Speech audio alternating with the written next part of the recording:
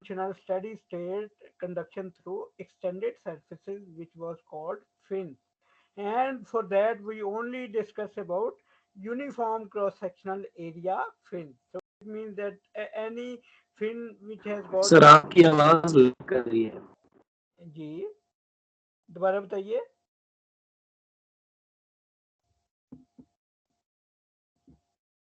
बेटा if you can tell me again that what is the problem with the voice. Sir वो कह रहे थे कि आपकी आवाज सही नहीं आ रही, मेरे ख्याल से उसका भी इंटरनेट का इशू है. वो सर ठीक हो जाएगा जब उसका इंटरनेट ठीक होगा. आपको मेरी आवाज़ ठीक आ रही है? यस सर, आपकी ओके आवाज सही आ रही है. okay so whoever that was, please tell him that please re-log in so that maybe that otherwise this recording would be always available so he can come back and visit this page for the recording. So we discussed about the solution for these four cases. One was convective boundary condition, then the adiabatic boundary condition, and then if the temperature at the fin tip is known to us, and then infinite length fin boundary condition in which the fin tip temperature becomes equal to free seam temperature. So adiabatic fin tip and infinite fin tip boundary conditions are similar but a little bit different at the same time. Okay, ji. So first of all, as an engineer, we need to justify that for a particular engineering application, the use of fin would in fact increase the heat transfer. So in order to measure the performance of a fin, there are certain parameters. One is the fin effectiveness. So as we discussed in the last lecture as well, that fin effectiveness is the ratio of the fin heat transfer rate, which is QF in this case, and it is compared to the heat transfer that would occur without the fin. So if we have got this body here, this gray surface body, and then you can see a circular cross section on the left hand side figure. So that area is something where we intend to put fin. So the heat transfer from this area, that is the denominator here, that is equal to H into AB. AB is the cross sectional area of the fin here, that area where we intend to put fin. And then theta B, what is theta B? That is temperature difference, that is TB minus T infinity, right? So then we have got numerator here. What is numerator? That is the heat which is being transferred from this base area to the fin by conduction, and then that heat is being taken away from the surrounding fluid by convection. So that is QF. So it means to say that the value of QF should be greater than H into AB into theta B. Otherwise, putting the fin would be totally unjustified because we are putting an extra object and it is basically reducing the heat transfer. So that means that it is of no use of putting that fin there because this HAB into theta B is greater than QF. So QF should always be greater than HAB theta B. So what is QF? QF value, as we know that this is the last column here. So if we take the example of infinite length, that is equal to capital M. Capital M is equal to HPKAC into theta B. So if we put that value here, so QF we have put here capital M, and then if we simplify it, we should be able to get KB upon HAB under root. So what does this equation 125 is telling us after the simplification? Because simplification is quite easy, you can do it there. So without going into that manipulation, if we see the final relation, that is K into P. K is the thermal conductivity of the fin, P is the perimeter of the fin, and H is the convection coefficient of the surrounding fluid, and AB is the base area. This is the base area, right? So physically, it means that in order to have effective performance of a fin, the thermal conductivity of the fin should be higher, and then we would also have the highest parameter. It means that the ratio of parameter to AB should be higher. So it means that would be the only case when the fin attached is a thin thin fin. Thin fin, it means that the perimeter is quite high and the cross sectional area is quite low, because if something is very thin, so it means that thickness would be very low and its width would be very high. So it means that the perimeter would be high, but at the same time the cross sectional area would be low. If we have got a square fin, it would have very high cross-sectional area. But if it is a rectangular fin with a high width to thickness ratio, then it would be perimeter would be high and this base area would be low. So it means that if we have thin fins, if we attach thin fins, then it would give us very good performance in terms of removal. So, and the value of this effectiveness should be greater than 2 in order to justify the use of fin. So it means that whatever the heat is was being transferred from this base area, which was this circle, uh, we should have at least double of that heat transfer. So it means that if here it was only 1 kilowatt, so from this fin it should be at least 2 kilowatt of heat transfer in order to justify the use of this fin. So and that is very what do you call it, pragmatic, because we are putting a lot of money and we are increasing the size and weight of our base system. So unless it has got a very good justification of putting that fin, we shouldn't put the fin, right? So then we can also write this effectiveness term, this QF upon HAB theta B, in terms of the resistance of the base. So what would be the resistance of this base area? Anyone? अगर हम बात करें कि यहाँ पे fin attach नहीं है, तो उस केस में हमारे पास इसकी रेजिस्टेंस किसके इक्वल आएगी?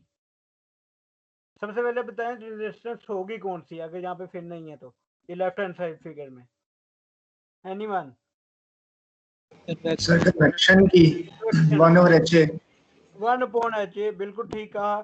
तो अगर हम उसको यहाँ पे लिख दें, उसको हम रिप्रेजेंट कर देते हैं, just a minute, let me,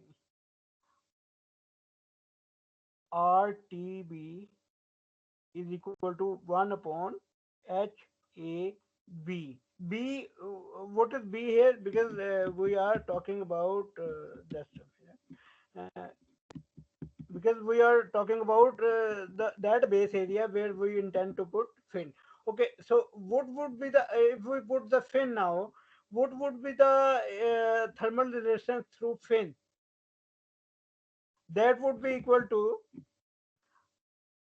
RTF, and that would be equal to what was the definition of thermal resistance? That was basically B, जो कि ड्राइविंग पोटेंशियल है, डिवाइडेड बाय QF, ठीक है, जो कि चीज उसमें से फ्लो कर रही। QF is the entity which is flowing through the circuit, and theta B किसकी इक्वल है यहाँ पे? TB माइनस T इंफिनिटी, ठीक है। तो अब अगर हम देखें तो हमारे पास RTB आ गई 1/HAB और RTF आ गई हमारे पास थीटा बी अपॉन QF। तो अब अगर हम रेशो लें RTB अपॉन RTF की, वो किसकी इक्वल आएगी? RTB upon RTF, that would be equal to 1/HAB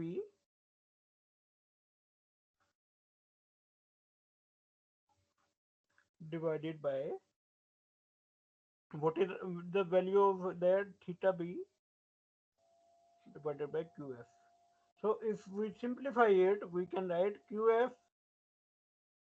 divided by HAB theta B.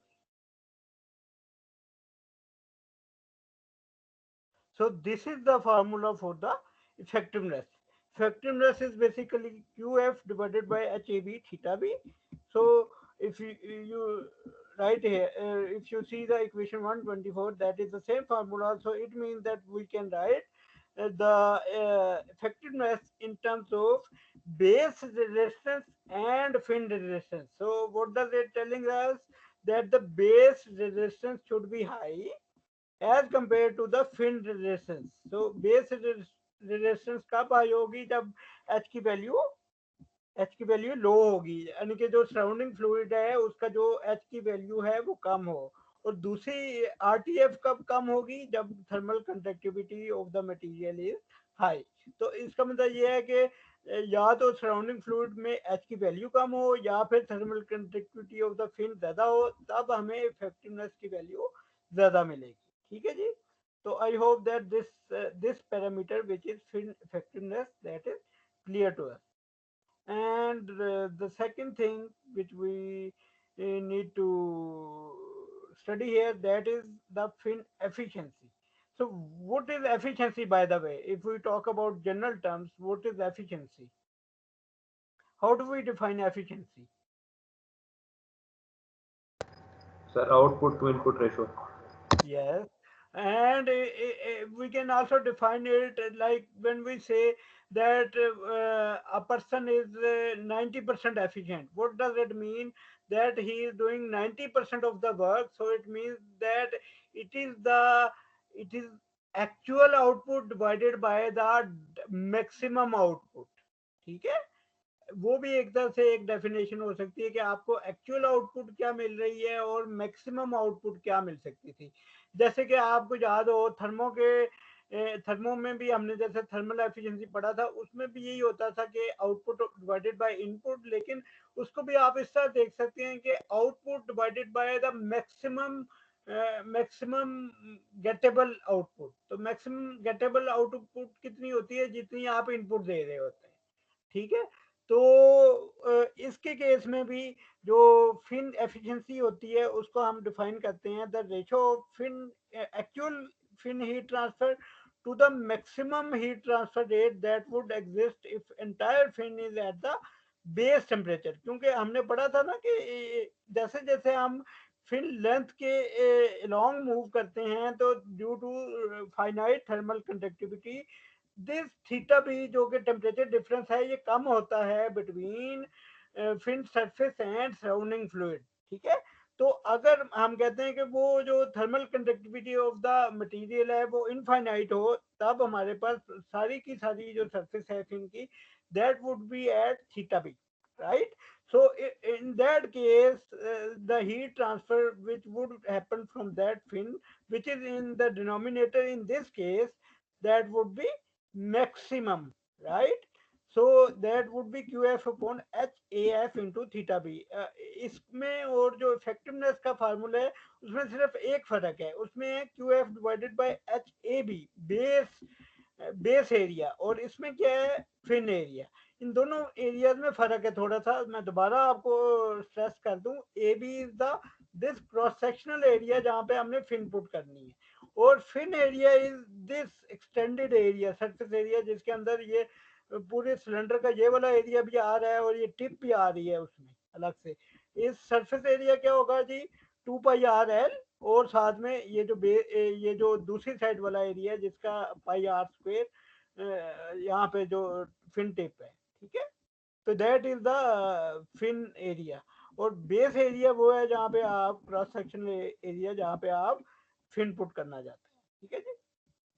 So the only difference between efficiency formula और जो इफेक्टिवनेस फार्मूला है, इफेक्टिवनेस के फार्मूले में आता है ए बी और एफिशिएंसी के फार्मूले में आता है ए एफ। ठीक है। लेकिन जो फिजिकल इंटरप्रिटेशन है वो टोटली डिफरेंट है। ठीक है। तो इसमें क्या है कि जो एक्चुअली हीट ट्रांसफर मिल रही है divided by the maximum heat transfer that we would have got if the whole fin is at the theta B temperature difference. ठीक है। तो that would be the Q max. ठीक है। अब अगर हम क्यू एफ की जगह हम एडियाबैटिक फिन टिप के लिए फार्मूला पुट करें, that is capital M into ten hyperbolic 10 into M L So that would be, if we simplify it a little bit, we can do it because that is quite fundamental stuff. So we should be able to get to this formula, which is tan hyperbolic ml divided by ml. Now, if we get this formula, so what does it mean? This formula, it tells us that the fin efficiency decreases with the increase in fin length, because you are seeing that here the length is in the denominator. तो इसका इसकी क्या reason हो सकती है कि अगर length को बढ़ाया जाए तो जो फिन एफिशिएंसी है वो कम होगी? एनीवन?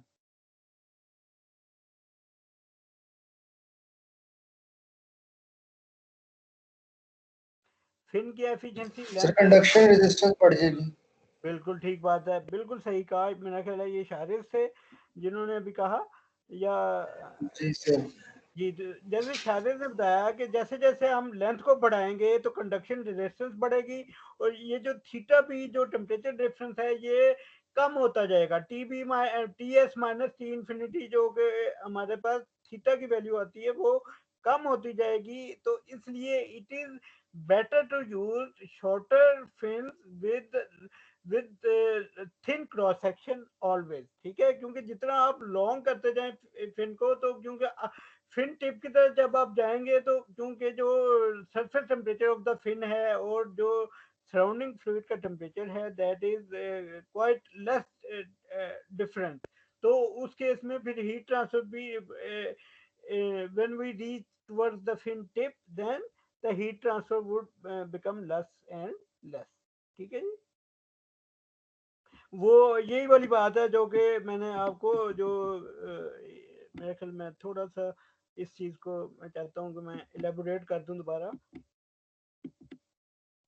ये वाली डायग्राम तो अगर आप देखें तो फिन बेस से फिन टिप की तरफ जाते हुए ये जो एरिया अंडर द कर्व है ये रिप्रेजेंट कर रहा है हीट ट्रांसफर को। तो अगर आप देखें तो शुरू में जब फिन की लेंथ कम है तो मैक्सिमम हीट ट्रांसफर हो रही है, लेकिन जैसे जैसे आप फिन टिप की तरफ जा रहे हैं तो ये एरिया अंडर द कर्व जो यहाँ पे है वो बहुत कम है। तो इसका मतलब ये है कि लेंथ को ज्यादा करते जाएंगे तो हमें जो हीट ट्रांसफर में इंक्रीज है वो इतना सिग्निफिकेंट नहीं मिलेगा। तो it is always wise to use a fin which is of less length, ठीक है? क्योंकि मैक्सिमम हीट ट्रांसफर हमें मिल जाएगा, यानी कि अगर हम इसको हाफ भी करते हैं तो हमें 80 to 90% हीट ट्रांसफर जहाँ तक मिल रहा है। बाकी जो 10% के लिए उसको डबल करना length, that is may be not very justifiable. अच्छा जी, तो ये हमने डिस्कस कर लिया। और ये वाला point, and the efficiency of the fins are in the practical use they are usually above 90%, ठीक है? आमतौर पर हम वो वाली फिन्स यूज करते हैं जिसमें जो एफिशिएंसी हो उसकी 90% से अबव हो, ठीक है जी? उसका मतलब क्या है कि हम लेंथ उसकी कम रखते हैं और एम की वैल्यू को हम कम करने के लिए हमेशा कोशिश करते हैं कि जो वैल्यू ऑफ के है वो हायर हो, क्योंकि एम के अंदर जो के की वैल्यू है वो डिनोमिनेटर में आती है ना। तो अगर ये थर्मल कंडक्टिविटी अगर फिन मटेरियल की हाई होगी तो एम की वैल्यू कम होगी और उससे एफिशिएंसी बढ़ेगी। अच्छा जी, तो ये हमारे पास दो पॉइंट थे, दो पैरामीटर थे, फिन इफेक्टिवनेस और फिन एफिशिएंसी। अब हम दो न्यूमेरिकल कर लेते हैं just to justify the use that how to do analysis for single fin. In the last class we did the numerical for the insulated tip boundary condition जो कि adiabatic थी और infinite length. Now we are doing one numerical for the convection boundary condition and the other one for the prescribed temperature boundary condition, ठीक है? तो first one is considered an alloy aluminum rectangular fin whose base temperature TB की value given है। The fin is exposed to a fluid of temperature T infinity की value भी given है और H की वैल्यू भी गिवन है, ठीक है? For a fin लेंथ भी गिवन है 10 mm, थिकनेस उसकी 1 mm है, और एक और कंडीशन दी है जो कि बहुत इंटरेस्टिंग है कि ये इसकी विड्थ बहुत ज्यादा है एज कंपेयर टू थिकनेस। तो इसका मतलब ये है कि इसका पेरीमीटर हाई है, लेकिन उसमें क्रॉस सेक्शनल एरिया उसका बहुत लो है, क्योंकि जब उसकी थिकनेस बहुत ज्यादा हो और विड्थ थिकनेस बहुत कम हो और विड्थ बहुत ज्यादा हो एज कम्पेयर टू थिकनेस, तो इसका मतलब क्या है कि वो विड्थ बहुत ज्यादा है और थिकनेस कम है, तो पेरीमीटर की वैल्यू काफी ज्यादा होगी, लेकिन क्रॉस सेक्शनल एरिया किसके इक्वल होता है रेक्टेंगल का, W इंटू टी। तो क्योंकि टी बहुत छोटा है तो उसका जो क्रॉस सेक्शनल एरिया है वो बहुत कम होगा, ठीक है। उसका सरफेस एरिया काफी ज्यादा होगा जो कि पेरीमीटर पे डिपेंड कर रहा है, लेकिन उसका जो क्रॉस सेक्शनल एरिया है दैट वुड बी लेस। तो इसका मतलब ये है कि ये एक थिन फिन है। Determine the fin heat transfer rate, वो QF की वैल्यू निकालनी है पर यूनिट विड्थ, क्योंकि विड्थ की वैल्यू हमें गिवन नहीं है। एफिशिएंसी निकालनी है, इफेक्टिवनेस निकालनी है और thermal relations per unit width निकालनी है और टिप टेम्परेचर निकालना है। और हमने यूज किसके लिए ये एनालिसिस किसके लिए करना है, जब हमारे पास फिन टिप के ऊपर कन्वेक्टिव बाउंड्री कंडीशन हो। तो उसका जो सबसे पहले हमारे पास आप कह सकते हैं कि ये एक रेक्टेंगुलर फिन है। इसमें अगर आप देखें तो उन्होंने स्टेटमेंट में बताया हुआ है कि ये जो विड्थ है जो कि इनटू द बोर्ड होती है, विड्थ वो जो थिकनेस है उससे बहुत ज्यादा है, ठीक है। तो इसका मतलब ये है कि इसका जो सरफेस एरिया है फिन का वो काफी ज्यादा है, लेकिन उसका जो क्रॉस सेक्शनल एरिया अगर हम जो कि W इंटू टी होगा वो कम होता है। तो पेरीमीटर किसके इक्वल होता है, 2W प्लस 2T, जो कि इसको इनकम्पस कर रहा है इस क्रॉस सेक्शनल एरिया को, ठीक है। 2W प्लस 2T, ठीक हो गया जी। तो हमारे पास ये कंफिग्रेशन है। AC किसके इक्वल है, क्रॉस सेक्शनल एरिया, वो मैंने आपको बता दिया, विड्थ इनटू थिकनेस, विड्थ ये है और थिकनेस ये है, ठीक है। तो अब हमारे पास the heat transfer rate per unit width is equal to this which is QF। ये डबल इक्वल गलती से आ गया है, इसको आप मैं इसको ठीक कर दूंगा इंशाल्लाह। तो यहाँ पे अगर देखिए तो एक सिंगल प्राइम है इसके ऊपर, तो सिंगल प्राइम का मतलब ये है कि we are talking about unit width. ये जो फार्मूला है ये कहाँ से आया है, ये आपको याद करने की जरूरत नहीं है। अगर आप थोड़ा सा पीछे जाएं आपके पास ये टेबल है कन्वेक्टिव बाउंड्री कंडीशन के लिए QF का जो फार्मूला है, ये लास्ट कॉलम में अगर एक केस देखें जो कि कन्वेक्टिव बाउंड्री कंडीशन है, ये आपके पास फार्मूला है M into sine hyperbolic sine ML plus something and denominator में भी एक टर्म है। तो अगर आप देखिए तो वही वाला फार्मूला मैंने यहाँ पे लिखा है, और उसमें डिफरेंस सिर्फ ये है कि अब उसमें से विड्थ को मैं इस साइड पे ले आया, ठीक है, क्योंकि विड्थ हमें नहीं मालूम। तो we are talking about per unit width. Now first of all we need to calculate M। तो M कैसे कैलकुलेट कर सकते हैं, काफी इजी है, HPKAC थीटा बी, ये वाला फार्मूला भी उस टेबल के नीचे फुट नोट्स के अंदर गिवन है, ठीक है। अगर आप देखें यहाँ पे तो ये M की वैल्यू आपको यहाँ पे फुट नोट के अंदर गिवन होगी, जो कि आपको पेपर के अंदर अवेलेबल होगी एज अ फार्मूला शीट। तो what you need to do is put the values, different values। H की वैल्यू आपको गिवन है, perimeter of a rectangular 2W plus T. अब T को हम निग्लेक्ट कर सकते हैं, क्योंकि W प्लस टी जब करेंगे तो W क्योंकि बहुत बड़ा है और T बहुत छोटा है, तो 2W plus T can be written equal to 2W, ठीक है।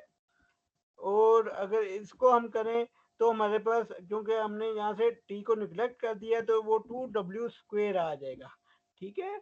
और हमारे पास अगर यहाँ से M की वैल्यू निकालें तो वो 450 into W is the width of that fin watt, ठीक है। अब अगर M की वैल्यू यहाँ पे पुट कर देंगे, ये W would be cancel out with this W, जो कि यहाँ पे डिनोमिनेटर में है, और M में भी एक W आ रहा है, वो कैंसिल आउट हो जाएंगे। और हमारे पास W प्लस टी को हमने अप्रोक्सीमेटली इक्वल टू W किया है यहाँ पे, ठीक है। वो क्यों, क्योंकि width is very very large to thickness, so that's why we have done this for the simplicity. तो इसी तरह हम M की वैल्यू भी कैलकुलेट कर सकते हैं, जो कि इक्वल होती है HP/KAC, वो भी फुट नोट्स में गिवन है, और यहाँ से हम M की वैल्यू निकाल सकते हैं जो कि 33.3 पर मीटर उसकी वैल्यू निकल आती है। Now the only job we are left to do is to put these values in equation 131।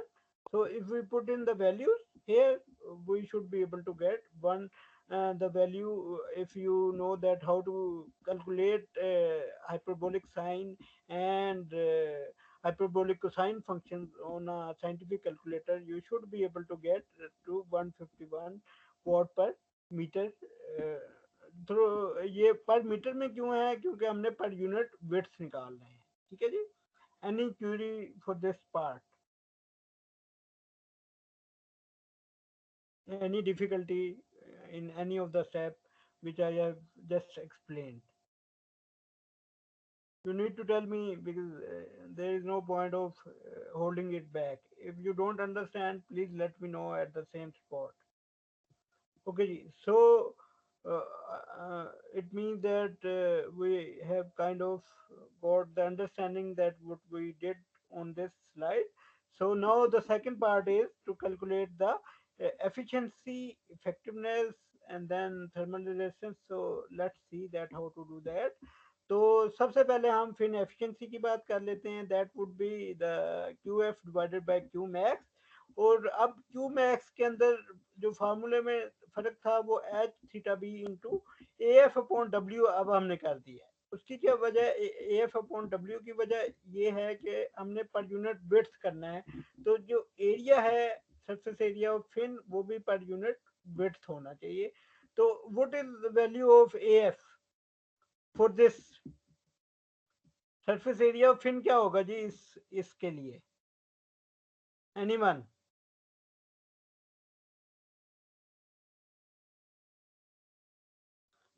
एक तो होगा पेरीमीटर इनटू लेंथ, जो कि इन चार साइड्स को कवर करेगा, this top side, bottom side, और एक ये फ्रंट साइड और बैक साइड। और एक हमारे पास होगा जो एरिया होगा वो ये वाला एरिया होगा टिप फिन वाला, जो कि W इंटू टी वाला है। तो हमारे पास टोटल एरिया फिन का क्या आ गया, P इंटू एल, जो कि आपकी ये वाली चार सरफेसेस कवर कर रहा है, top, bottom, front end back. और एक एरिया हमारे पास ये वाला है जो कि ये जो राइट हैंड साइड एरिया है, जो कि जिसको मैंने ए सी का है, या इसको ए टी भी कह सकते हैं, tip area, that is W into T. So now if we see that here, that AF is basically surface area of the fin and tip area of the fin. तो surface area of the fin क्या है, वो perimeter into L, जो कि 2W plus T into L plus T into W, right? So now we again put that, because W is far greater than T, so this term can be written 2WL, ठीक है। और यहाँ से 2WL, तो अगर W को common ले लें तो हमारे पास 2L plus T into W आ जाएगा। और यहाँ से अगर हम ये वाली वैल्यू पुट करें AF की, यहाँ पे 2L प्लस टी, और क्योंकि यहाँ पे W है तो वो इस W से कैंसिल आउट हो जाएगा, और हमारे पास H theta B 2 into L plus T की वैल्यू आ गई। और यहाँ से सिंपल लेंथ की वैल्यू हमें 100 mm गिवन है, थिकनेस 1 mm गिवन है। थीटा बी किसके इक्वल है, T B minus T infinity. T B की वैल्यू हमारे पास है 100 और टी इन्फिनिटी की वैल्यू है 25। एच की वैल्यू भी इसी तरह हमारे पास इसके अंदर गिवन है, जिसकी वैल्यू 100 वॉट पर मीटर स्क्वेयर केल्विन है। तो अगर हम ये वाली वैल्यू पुट करें, क्योंकि क्यू एफ की वैल्यू हमने पार्ट ए में निकाल ली थी, जो कि हमारे पास किसके इक्वल थी, 151 के इक्वल थी। तो यहाँ पे 151 आ जाएगा, और बाकी चीज़ें हमें नोन है। तो हमारे पास अगर एफिशिएंसी निकाली जाए तो वो 96% है। तो आप देख सकते हैं कि इसकी वैल्यू ये 90 से अबव है, ठीक है। और हमें ये चीज़ें चेक करनी पड़ती हैं whenever we do the analysis. And the next step is the effectiveness, ठीक है। अब आपको पता है कि effectiveness for a very wide thin fin is always high. तो क्योंकि उसने कह दिया था कि W is far greater than T, तो वो उसकी वैल्यू अगर हम निकालना चाहें तो वो बड़ा इजीली हम निकाल सकते हैं। ए बी किस बेस एरिया किसके इक्वल होगा, T इंटू डब्ल्यू। अब क्योंकि पर यूनिट विड्थ की बात कर रहे हैं तो W कैंसिल हो जाएगा और सिर्फ T रह जाएगा, क्योंकि बेस एरिया किसके इक्वल था, T इंटू डब्ल्यू, ठीक है। तो क्योंकि पर यूनिट विड्थ की बात कर रहे हैं तो ये डिनोमिनेटर को W से जब डिवाइड करेंगे तो सिर्फ T रह जाएगा, और यहाँ से अगर हम इफेक्टिवनेस की वैल्यू निकालें तो वो 20.1 निकल आती है, ठीक है। और हाँ, हमने अभी पढ़ के आए हैं कि for the practicality of fin adjust installment, its effectiveness should be greater than 2, and we can easily see that that requirement is met 10 times here. That effectiveness of putting fin is like 20 times, like 20 times. So it means, what does it practically tells us? What does this 20 mean practically? या physically what does this 20 mean?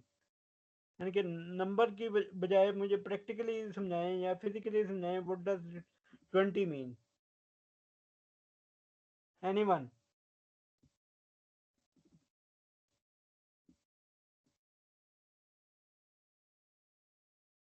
What does this 20 mean?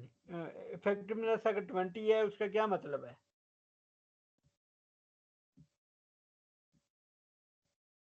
I hope that you are still hearing my voice. ठीक है, क्योंकि 20 का मतलब ये, क्योंकि effectiveness का अगर आपको डेफिनेशन बताओ वो ये है, the ratio of fin transfer through fin divided by the heat transfer through that base area without fin।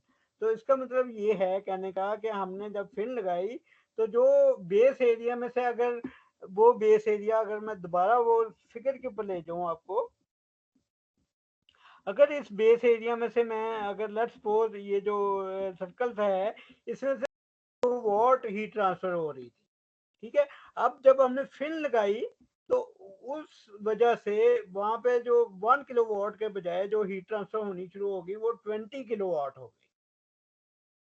ठीक है, इसका मतलब ये हुआ कि हीट ट्रांसफर उस जगह से 20 टाइम्स बढ़ गई, जो कि हमें मिलनी थी without fin.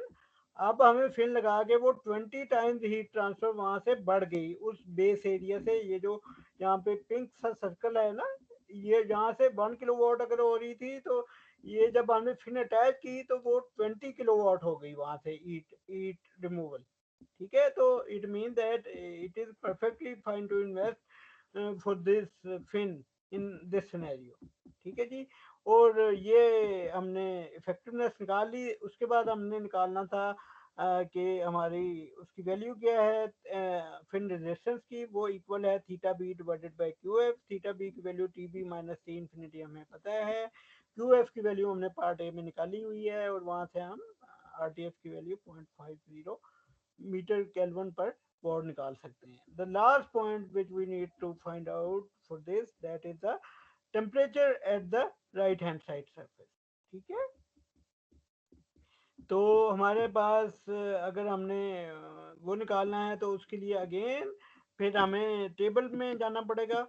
And in table if we see that the second column here that is telling us the value of theta by theta B. तो अगर आप देखें तो वो cosine, hyperbolic cosine, and then sin up hyperbolic sine, and then this lengthy formula. So if we just put it here, uh,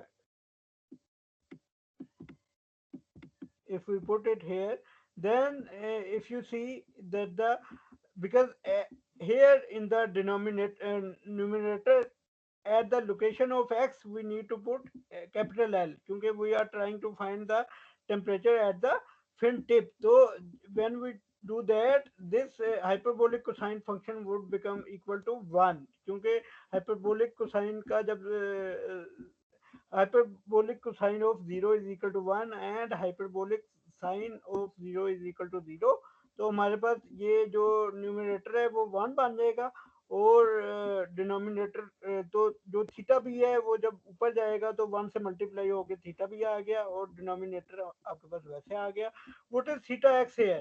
T of L minus T of infinity. तो अगर T of L हमने निकालना है, T of infinity हमने उसको right hand side पे ले गए, और थोड़ी सी हमने इसमें वैल्यूज पुट की हाइपरबोलिक कोसाइन की। एम एल की वैल्यू हमें पता है, ये एम एल की एम हम पार्ट ए में कैलकुलेट कर चुके थे, एल हमें 100 मिलीमीटर पता है। तो अगर हम if we put in the values, तो the fin tip temperature becomes equal to 95.6 degree centigrade. तो इसका मतलब क्या है कि हमारे पास बेस टेम्परेचर था 100, और फिन टिप का टेम्परेचर 95 है। तो इसका मतलब ये है कि ये जो thermal conductivity of the fin is very high, so that's why there is only decrease of 5 degree from the base temperature to the tip temperature, right? So 100 से वो 95 तक ड्रॉप हुआ है, and for the same reason the effective efficiency and effectiveness of that fin is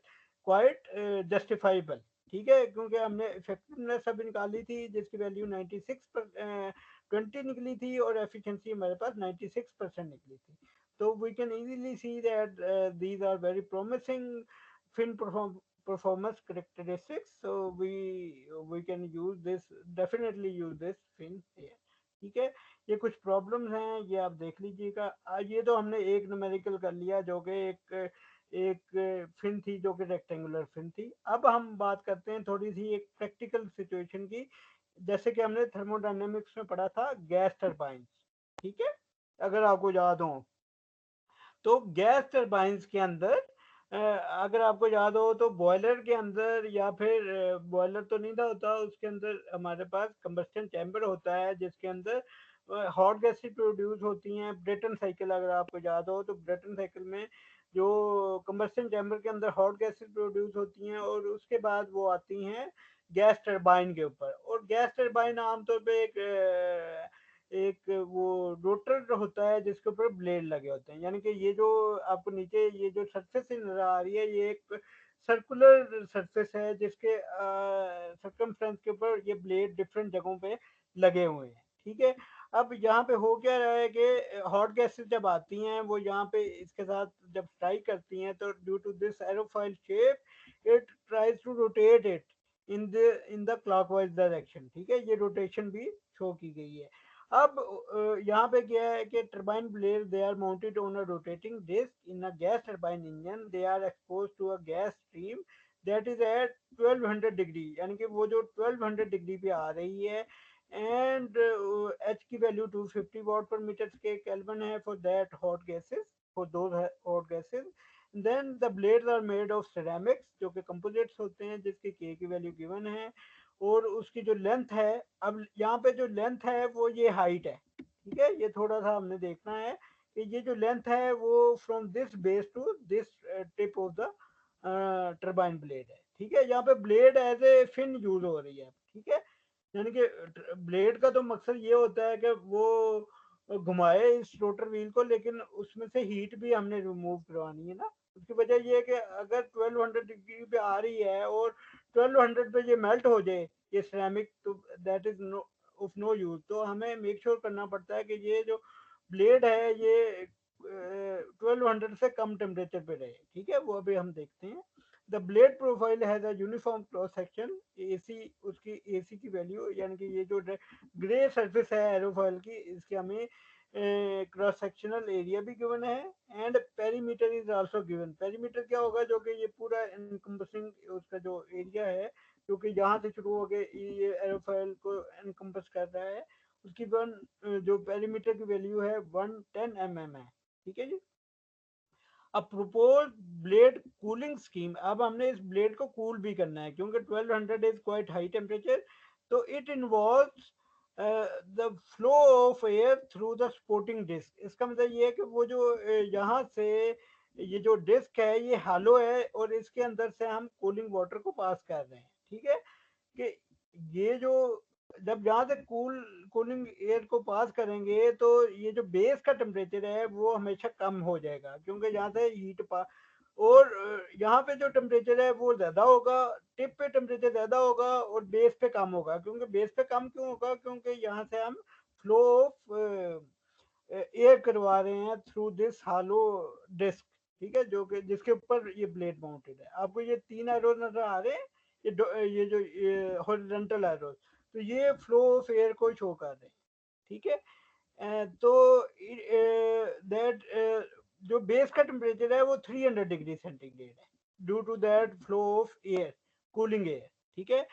Now the first part of the problem is if the maximum allowable blade temperature is 10,050, यानी कि ये जो blade का tip का temperature है अगर ये 1050 तक हमने मैक्सिमम अलाउबल है, क्योंकि अगर उससे ऊपर जाएगा तो ये मेल्ट कर जाएगा, ठीक है। तो and the blade tip may be assume to be adiabatic, और दूसरी उसने बात कर दी कि ये जो ब्लेड टिप है ये एडियाबैटिक है, उस पर से कोई भी हीट बाहर को यहाँ से अपवर्ड नहीं जा रही।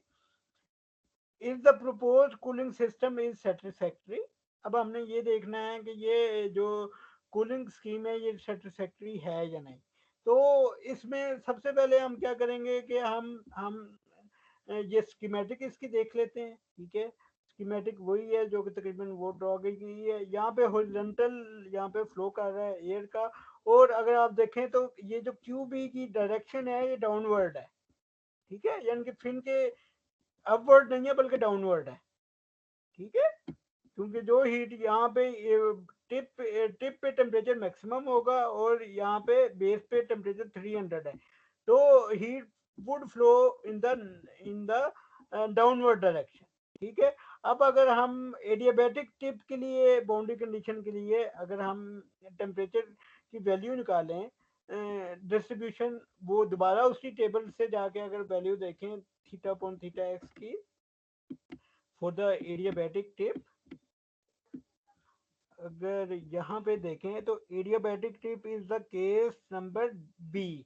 तो केस नंबर बी के लिए अगर theta upon theta of X upon theta of B की वैल्यू देखें तो वो hyperbolic cosine M into L minus X divided by hyperbolic cosine M L, ठीक है। तो that is something which we have shown it here, ठीक है। तो यहाँ पे देखें तो वही वाला फार्मूला लिखा हुआ है hyperbolic cosine M L minus X divided by hyperbolic cosine M L. Now if we want to know the temperature at the tip then x would be equal to l t of l, और यहाँ पे जब x l put करेंगे तो ये वाली जो l minus X वाली टर्म है ये जीरो हो जाएगी, और hyperbolic cosine of zero would be equal to 1, ठीक है। तो ये यहाँ पे T L minus T infinity हो जाएगा और T B minus T infinity यहाँ पे न्यूमरेटर में चला जाएगा, and then if we kind of simplify because the value we want to know here that is the value of tip temperature जो कि TL है, टी इन्फिनिटी की value हमें गिवन है 1200 डिग्री सेंटीग्रेड, टीपी की वैल्यू 300 है, और यहाँ पे टी इन्फिनिटी की value again we are given with 1200, and then what is the length of the fin here that was given here in the statement that was equal to 50 mm, यानी कि ये जो height of the blade है ये वाली, ठीक है।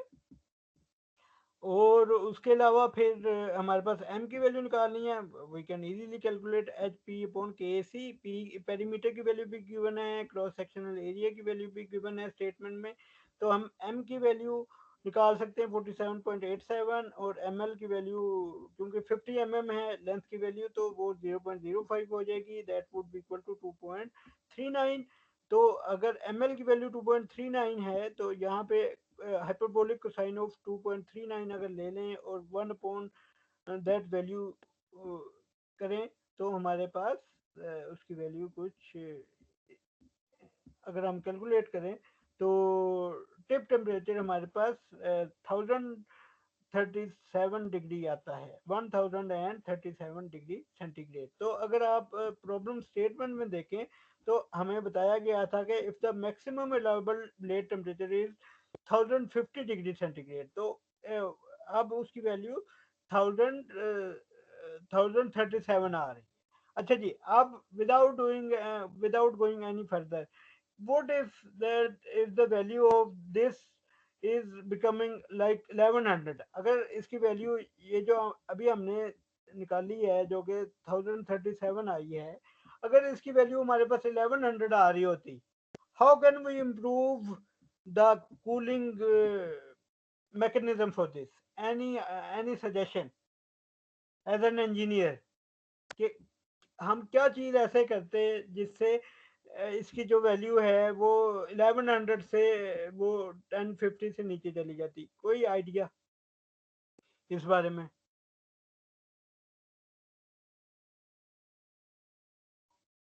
कोई ऐसी चीज जो कि हम कर सकें इसमें? सर ब्लेड टेम्परेचर बढ़ा दें। नहीं, ब्लेड टेम्परेचर तो नहीं ना बढ़ा सकते बेटा, मेरा क्वेश्चन ये है क्या ये जो अभी पूरी कैलकुलेशन की है, अभी तो आ गया ना कि वो 1050 से कम है टेम्परेचर, क्योंकि 1037 आ गई वैल्यू। अब अगर आप एक प्रैक्टिकल जगह पे जहाँ पे डिज़ाइन कर रहे हैं और वो value value for the given parameter आपके पास 1037 1100 आ जाए और आपका अलाउेबल टेम्परेचर है 1050, तो इसका मतलब ये है कि अब आपने कूलिंग को ज़्यादा एफिशिएंट करना है ना किसी तरह से, to make it the temperature of the blade tip temperature less than 1050। तो कोई ऐसा तरीका है कि हम कर सकें जिससे इसको कम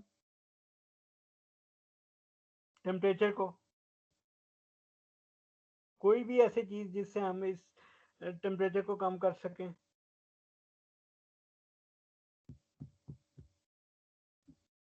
अब ये वाली चीजें होती हैं कि जो कि हमें ज्यादा फोकस करनी चाहिए इन चीजों के ऊपर, बजाय ये कि वो न्यूमेरिकल कैलकुलेशन हो गई, एक वैल्यू आ रही है वो ठीक है या नहीं, लेकिन हमें ये इंजीनियरिंग सेंस ज्यादा होनी चाहिए कि अगर हम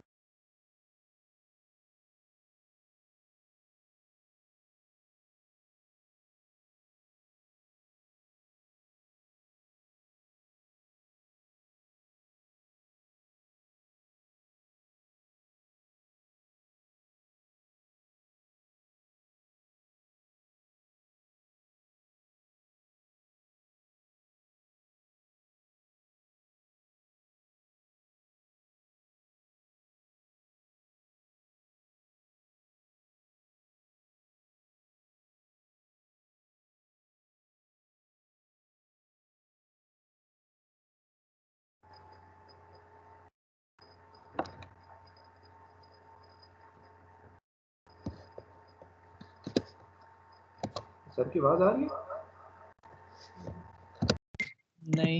नहीं आ रही।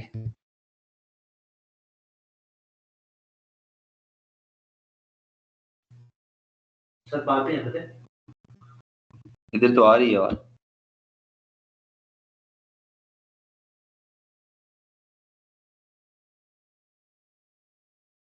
सर ने लीव कर दिया। क्विज कैंसिल अभी, चलो जाओ आज। सर ब्लेड ठंडे करने गए हैं।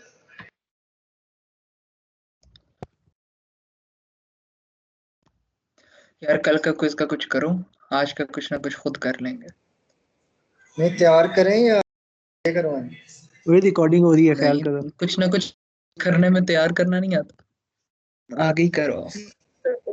सही है तो कौन है यार आगे तुमको? करवाओ, सही बात है, आगे करवाओ यार, ये तो कोई मजाक नहीं है ना।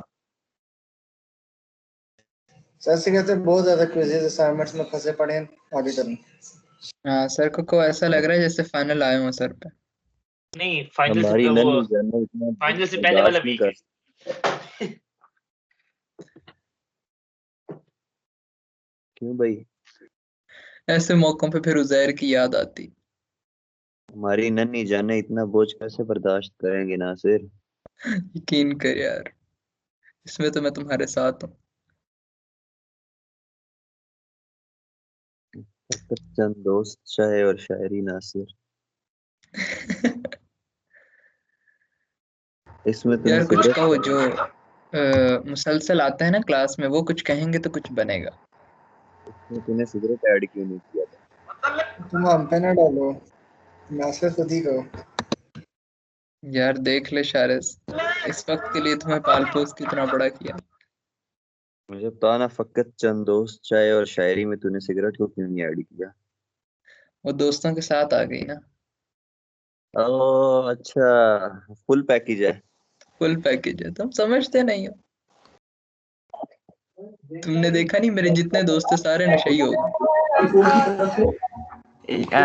यार सर का नेट का इशू हो गया है, 5 मिनट वेट करो। सर को कहो 50 अल्लाह मिनट कर ले, उनका भी फायदा है हमारा भी। अल्लाह नहीं करे रुकेगा। सर। नहीं नहीं, एक बात बताओ ना, अब मुझे बताओ कि यार इशू हमारा भी तो हो सकता है क्विज के दौरान नेट का। सर कहते यार हैं वो मैं तो बेटा आप लोगों आपका के साथ मसला है। हूँ, वाह मैं भी स्टूडेंट यार हूँ। पता है अभी ना मेरे साथ वाले यानी कि लड़के का ना क्विज हो रहा था, वो लाइट चली गई, वो बेचारा सबमिट ही नहीं करवा पाया। हद हो गई। अब्दुल रहमान ठीक कह रहे। उसको क्विज सही आता बात था। कर रहा हूँ, हमारे साथ भी तो हो सकता है। यार हो तो सकता है, नहीं सर को कौन नहीं, समझाए।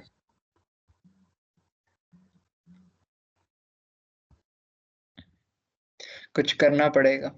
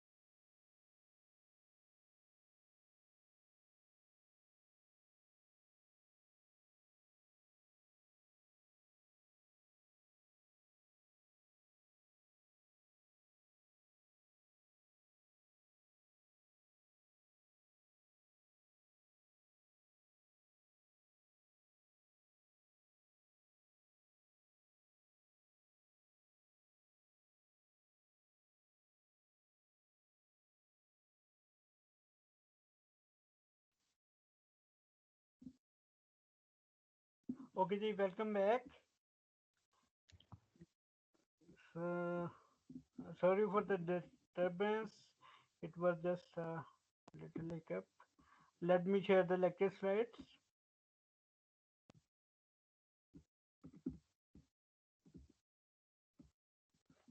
Okay, ji.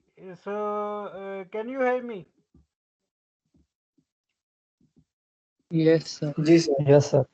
So, I picked a question to you before we went on this unintended break, that if we want to increase the enhance the cooling characteristics of this plate, what can we do? Any suggestion from the class?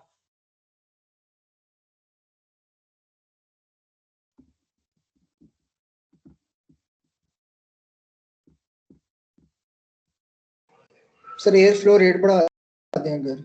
बिल्कुल ठीक बात है, excellent शारिस, excellent.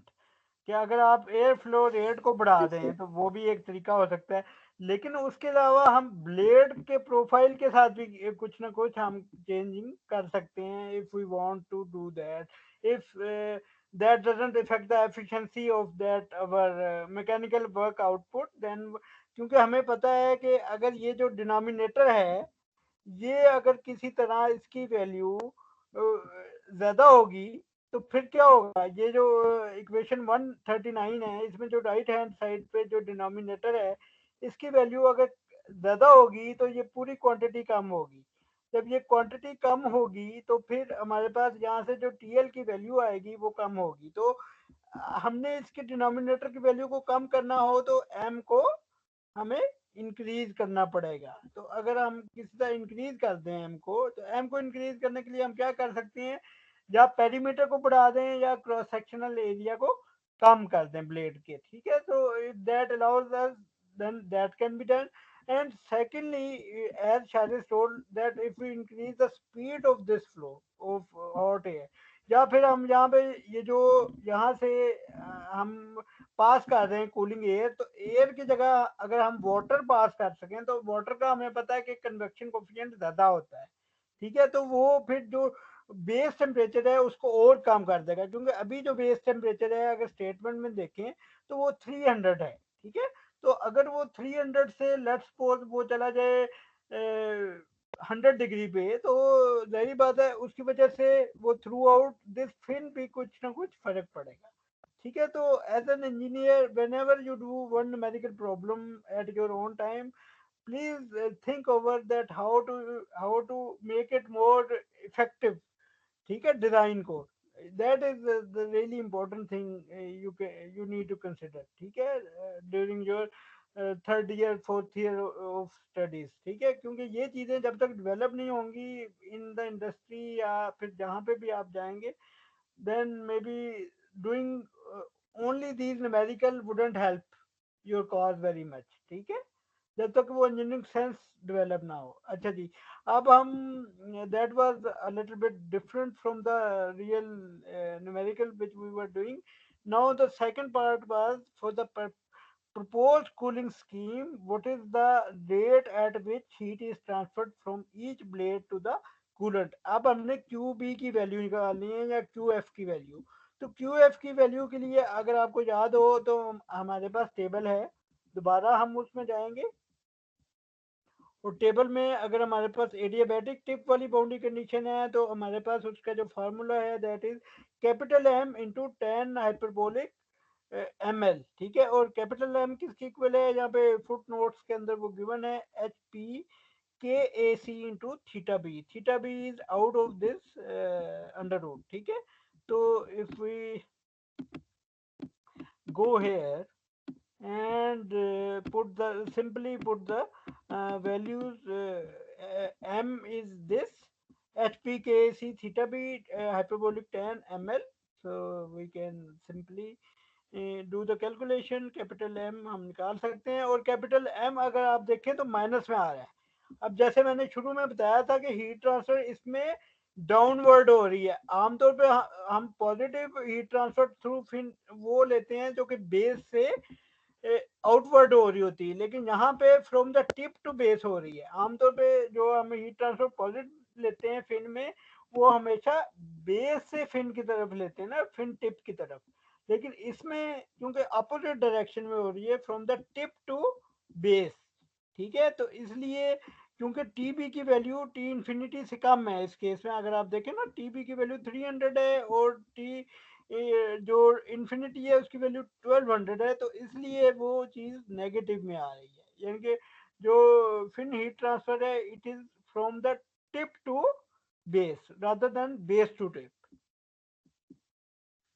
So from here the value of heat transfer comes out to be 508 watt। तो आमतौर पे जितने भी हमारे पास गैस टरबाइन और स्टीम टरबाइन होते हैं उसमें जो भी स्टीम का टेम्परेचर होता है, जो सुपर हीटेड स्टीम हमने थर्मोडायनामिक्स के टेबल में पढ़ी थी कि उसकी वैल्यू आप टेम्परेचर की वैल्यूज आप देखते थे against pressure and temperature super heated table से। तो हमेशा जो टेम्परेचर होता है वो बड़ा मैटर करता है, क्योंकि टेम्परेचर बहुत ज़्यादा होगा तो वो ब्लेड्स को मेल्ट करने की तरफ पॉसिबिलिटी क्रिएट करता है। तो हमने फिर जैसे जैसे हम टेम्परेचर को बढ़ाते हैं सुपर हीटेड रीजन में, तो फिर हमें उसके लिए जो कूलिंग करनी होती है ब्लेड की वो भी हमें बहुत ज़्यादा इफेक्टिव करनी पड़ती है। Otherwise it is very difficult to sustain that operation on that higher temperature unless we have got very effective cooling strategies, ठीक है। तो ये चीज़ें भी as an engineer thermal design भी हमें देखना पड़ता है in addition to the mechanical design. तो ये थे हमारे पास दो न्यूमेरिकल। नो क्योंकि हमने अभी तक इंडिविजुअल फिन्स की बात की है, जहाँ पे भी की है हमने ये सारे ब्लेड्स की बात नहीं की। यहाँ पे जो पूरा सिस्टम ऑफ ब्लेड्स है हमने उसकी बात नहीं की। लेकिन on a system level design we usually design the overall system, we don't do the analysis for a single fin, ठीक है। क्योंकि फिन्स आमतौर पे आप रेडिएटर में भी देखें, ट्रांसफार्मर पे देखें, अपने बाइक के जो इंजन हेड है उसके ऊपर एनुलर फिन्स लगी होती हैं, वो सारी वो सिस्टम ऑफ फिन्स होता है, वो इंडिविजुअल फिन्स नहीं होती, एक सिंगल फिन नहीं होती। तो हमें जो भी एनालिसिस करना होता है वो आमतौर पे हम do it on the system of fins या फिर उसको एरेज ऑफ फिन्स कहते हैं। तो एरेज ऑफ फिन के लिए फिर हमारे जो पैरामीटर होते हैं वो अगर आप देखें तो यहाँ पे वो नंबर ऑफ फिन्स लगी होती हैं, उनको हम एरेज ऑफ फिन कहते हैं। और एरेज ऑफ फिन के लिए हम ओवरऑल जो जितने भी पैरामीटर होते हैं उनको ओवरऑल की टर्म में, सिस्टम लेवल की टर्म में डिफाइन करते हैं, ठीक है। ओवरऑल का क्या मतलब है कि पहले हमने सिंगल फिन की एफिशिएंसी डिफाइन की थी, वो क्या थी, Q F divided by Q max. अब ओवरऑल एफिशिएंसी क्या होगी, जो सारे फिन सिस्टम से हीट ट्रांसफर हो रही है divided by the Q max which can be gotten by having the fins at the same temperature as the base, ठीक है। लेकिन अब इसके अंदर ये जो क्यू टी है न्यूमिनेटर में, ये अगर सिस्टम की बात करें तो सिस्टम के अंदर जो हीट ट्रांसफर हो रही है एक तो ये फिन से हो रही है और एक हो रही है जो कि बेस एरिया है जहाँ पे फिन्स नहीं है, उसको हम कहते हैं प्राइम एरिया। प्राइम एरिया का क्या मतलब है, वो वाला बेस एरिया जहाँ पे फिन्स अटैच ना हो।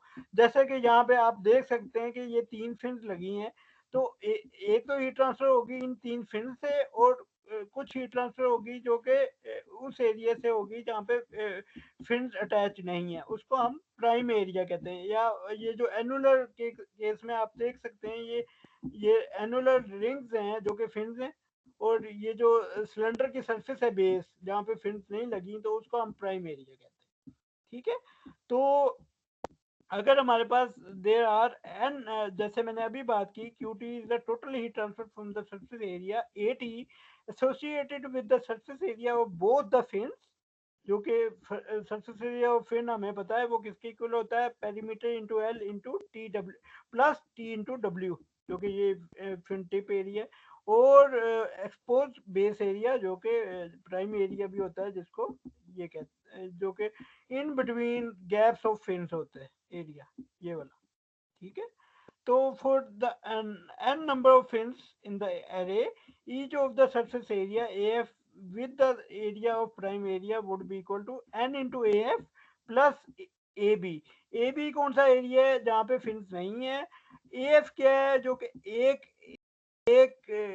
फिन का सरफेस एरिया है। ठीक है, एक फिन का सरफेस एरिया है into n is the number of fins, तो टोटल एरिया किसके इक्वल आ गया, AT is equal to NAF plus AB। AB मैं दोबारा रिपीट कर दूं, that is the prime area, या उसको बेस एरिया कहते हैं जहाँ पे फिन्स नहीं है। ठीक है, और n नंबर ऑफ फिन्स हैं, और AF is the surface area of an individual fin है।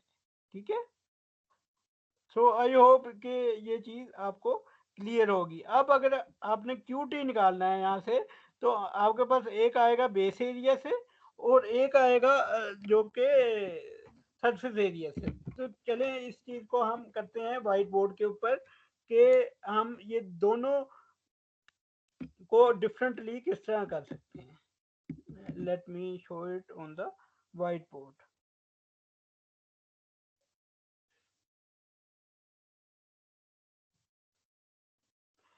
आपके पास QT की जो value,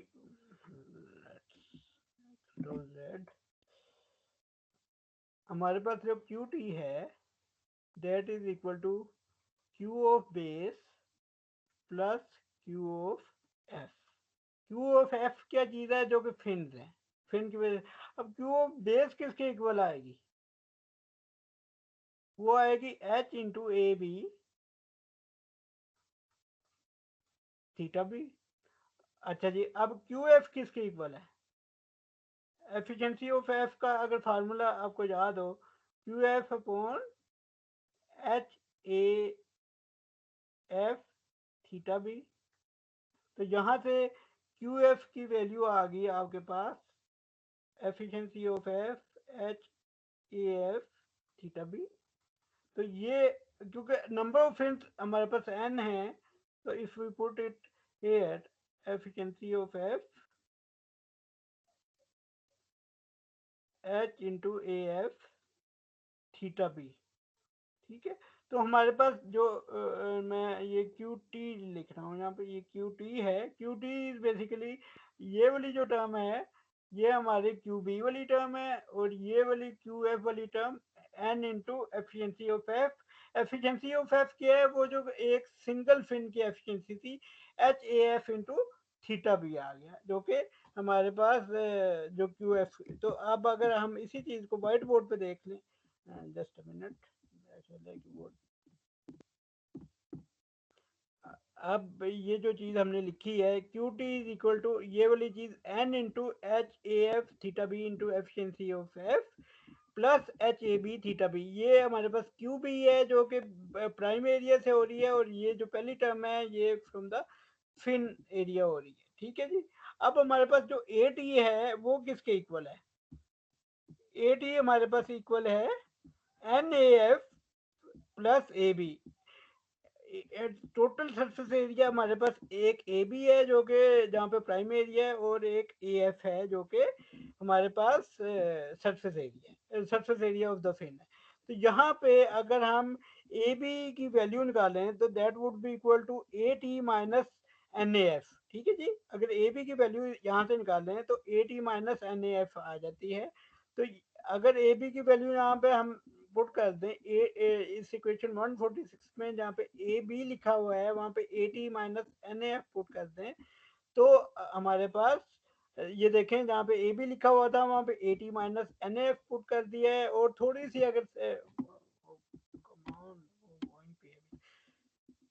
okay, so now if we simplify it by taking NAF common and that would be equal to NAF HAT into 1 minus NAF upon AT 1 minus efficiency of F into theta B, right? So this QT now it is written in terms of HAT into theta B और ये वाला जो ये जो bracket के अंदर जो formula है that is called efficiency of overall क्योंकि इसको हम if we compare it with equation 144 equation 144 क्या थी QT is equal to HAT efficiency overall theta B अगर आप देखें तो HAT यहाँ पे भी है और theta B in the end है तो जो बाकी टर्म है वो हमारे पास ओवरऑल एफिशिएंसी है तो overall efficiency of a system of fins that is equal to 1 minus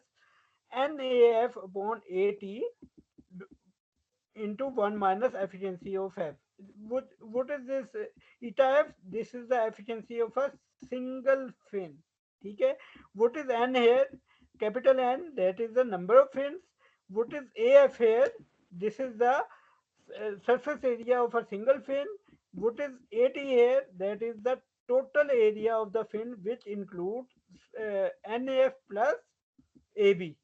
ठीक है और AB के AT की अभी हमने डेफिनेशन यहाँ पे देखी है that is NAF plus AB ये वाली इक्वेशन 145 तो मेरा ख्याल है कि हम यहाँ तक रखते हैं आज का लेक्चर ठीक है और इस स्लाइड तक बाकी इंशाल्लाह हम यहाँ से कंटिन्यू करेंगे कोई भी ऐसा क्वेश्चन जो कि आपको हो इस पेज से या आज के लेक्चर से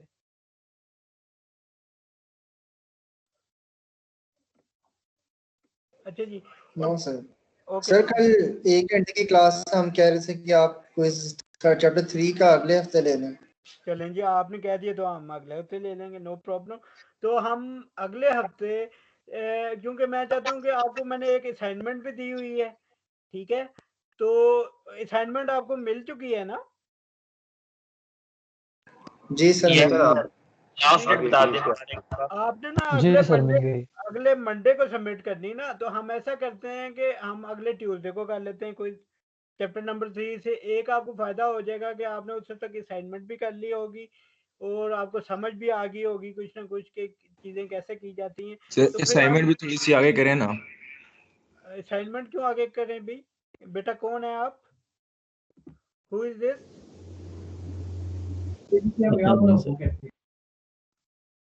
बेटा don't please refrain from saying anything which is not well thought ठीक है